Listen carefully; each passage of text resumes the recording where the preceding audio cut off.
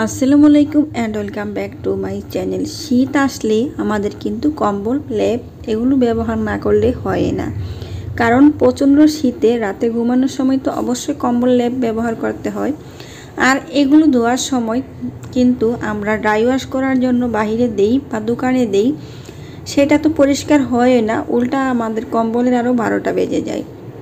তো আজকে আমি ঘরোয়া উপায়ে কীভাবে আপনারা কম্বল পরিষ্কার করতে পারবেন একদমই নতুনের মতো অল্প সময়ে অল্প টাকা খরচ করে সেটাই শেয়ার করব। তো আশা করছি ভিডিওটি না টেনে সম্পূর্ণটা দেখবেন, তাহলে বুঝতে পারবেন, হয়তো আপনাদের এই ভিডিওটি অনেক কাজে আসবে। শীতকালে আমাদের সবার বাসায় কিন্তু আমরা কম্বল ব্যবহার করে থাকি। তো কিভাবে এটা পরিষ্কার করে নেবেন চলুন তাহলে শুরু করি। এখানে দেখতে পাচ্ছেন বালতিতে কিছুটা পানি নিয়েছি। এই পানির সাথে আমি ফুটান্ত কিছুটা গরম পানি ব্যবহার করছি।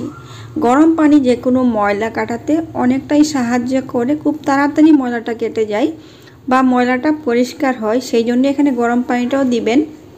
তার সাথে আমি দিয়ে দিব 1 টেবিল চামচ পরিমাণ শ্যাম্পু। আজকে আমি শুধু একটা কম্বলই পরিষ্কার করব, সেই জন্য দেখুন কত অল্প উপকরণ অল্প খরচে একটা কম্বল কিন্তু পরিষ্কার করে নেওয়া যায়। তার সাথে দেখতে পাচ্ছেন সামান্য ডিটারজেন্ট পাউডার ব্যবহার করছি, অল্প ডিটারজেন্ট পাউডার আর হলো এখানে 1 টেবিল চামচ পরিমাণ মতো শ্যাম্পু। দুইটি একসাথে ভালোভাবে মিক্স করে নিচ্ছি। আর পানিটা হাত ডুবিয়ে দেখতে পাচ্ছেন আমি হাত দিতে পারছি এরকম গরম, মানে বেশি একটা গরম না, হালকা কুসুম গরম।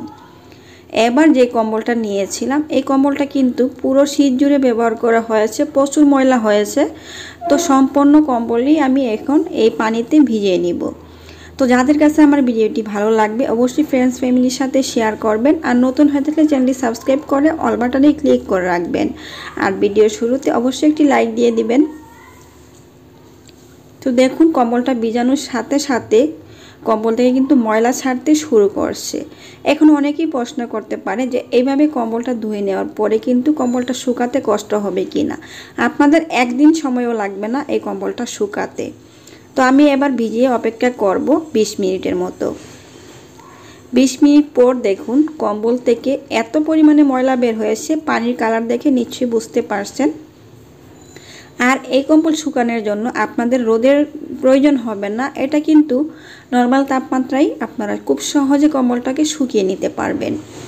যেহেতু কম্বলটা ভিজানোর পরে একটু বার হয়ে যায়, বা যে কোনো কাপড়ই ভিজানোর পরপর কিন্তু কিছুটা বার হয়, মানে বাড়ি হয়ে যায়, তো সেক্ষেত্রে আমি পা দিয়ে পাড়িয়ে কম্বলটাকে পরিষ্কার করছি। আপনারা চাইলে হাত দিয়েও খেঁচে নিতে। তো যেহেতু এটা একটু ভিজানোর পর কম্বল একটু ভারী হয়, তো সেক্ষেত্রে পা দিয়ে পাড়িয়ে নিলেই কিন্তু খুব সহজে ময়লাটাও উঠে যাবে। আর ময়লাটা অলরেডি কতটা পরিষ্কার হয়েছে কম্বল দেখেই বুঝতে পারছেন। এটা কিন্তু প্রচুর পরিমাণ ময়লা হয়েছিল, যেহেতু পুরো শীত জুড়ে ব্যবহার করেছি। আর যাদের ঘরে বাচ্চা থাকে, ছোট বাচ্চা, তাদের তো আরও কম্বল ময়লা হয়, আর কম্বল কিন্তু কিছুটা দুর্গন্ধ হয়। তো যে শ্যাম্পুটা আমি ব্যবহার করেছি আপনারা চাইলে যে কোনো শ্যাম্পুই ব্যবহার করতে পারবেন, তবে একটু ভালো স্মেল থেকে শ্যাম্পুটা নিলে সেক্ষেত্রে কম্বলে কিন্তু আর গন্ধটাও থাকবে না, খুব সুন্দর স্মেল পাবেন। তো দেখতে পাচ্ছেন হাত দিয়ে ঘুরিয়ে ঘুরিয়ে নর্মাল পানি দিচ্ছি, আর আমি পা দিয়ে কম্বলটাকে পাড়িয়ে নিচ্ছি। এই কম্বলটা ধোয়ার জন্য আপনাদের স্পেশাল কোনো রোদও লাগবে না, আবার বেশি তাপমাত্রাও লাগবে না। এটা যে কোনো জায়গায় আপনি মেলে রাখেন এমনিতেই একদিনই শুকিয়ে যাবে। ড্রাই ওয়াশ করতে কম্বল দিলে কম্বল কিন্তু নষ্ট হয়ে যায়, আর একটা কম্বল ওয়াশ করতে কিন্তু অনেকগুলি টাকাও চলে যায়। তো আমরা চাইলে সহজে ঘরে উপায়ে এইভাবে কম্বল পরিষ্কার করে নিতে পারি। আর শীত চলে যাওয়ার পর আমরা কিন্তু কম্বলটাকে সারা বছরের জন্যই রেখে দিই। তখন যদি কম্বলটা এভাবে পরিষ্কার করে ধুয়ে রাখা হয়, সেক্ষেত্রে শীত আসলে আমরা কিন্তু এটা বের করেই ব্যবহার করতে পারি। আর যখন আমরা এভাবে রেখে দিই সেক্ষেত্রে কিন্তু আরও বিশ্রী একটা গন্ধ হয়ে যায় কম্বলে, যেটা ব্যবহার করতে একদমই ভালো লাগে না।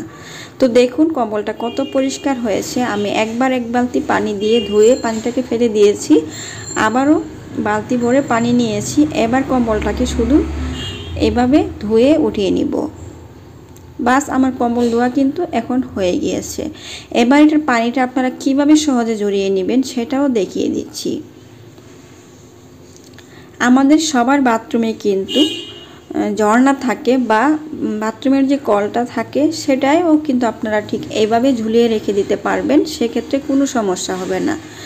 আর এটা ধোয়ার পরে অবশ্যই কিছুক্ষণ ঝুলিয়ে রাখবেন, সেক্ষেত্রে আপনাদের এখানে কিন্তু কোনো কষ্টই করতে হবে না, শুধু এভাবে রেখে দিবেন। আর দেখাচ্ছি পানিটা কত সুন্দরভাবে ঝরে পড়ছে, দেখুন কত সহজে পানিটা কিন্তু ঝরছে। এখানে কোনো রকমের চাপাচাপি করতে হবে না, একাই কম্বলের পানি কিন্তু ঝরে যাবে। কিছুক্ষণ রেখে দেওয়ার পর আপনারা বারান্দায় অথবা যে কোনো জায়গায় এই কম্বলটাকে মেলে রেখে দিতে পারবেন, একদিনই এই কম্বল শুকিয়ে যাবে। তো আমি বাথরুমে কিছুক্ষণ রেখে দিব, যেহেতু অনেক পানিটা যেন সহজে ঝরে যায়। আর কম্বলটা দেখতে পাচ্ছেন একদমই নতুনের মতো পরিষ্কার হয়ে গিয়েছে, কোনো রকমই কিন্তু কম্বলের ক্ষতি হবে না, আর কম্বল থাকবে সারা বছরই নতুনের মতো। দেখুন কত সহজে পানিটা ঝরছে। তো আমি এভাবে কিছুক্ষণই অপেক্ষা করব, তারপরে কম্বলটাকে বারান্দায় নিয়ে মেলে দিব। দেখুন সহজেই পানিটা ঝরে যাবে।